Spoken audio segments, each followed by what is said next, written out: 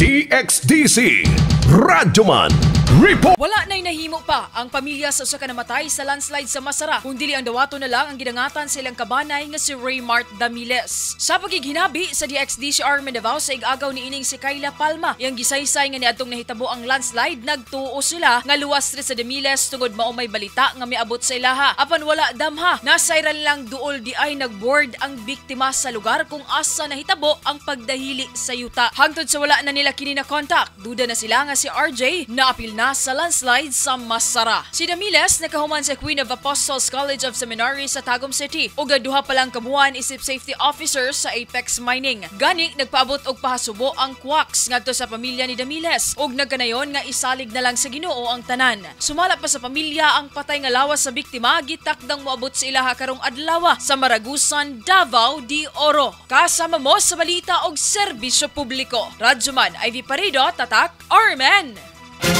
RMN News, Diretso Balitang Metro Davao.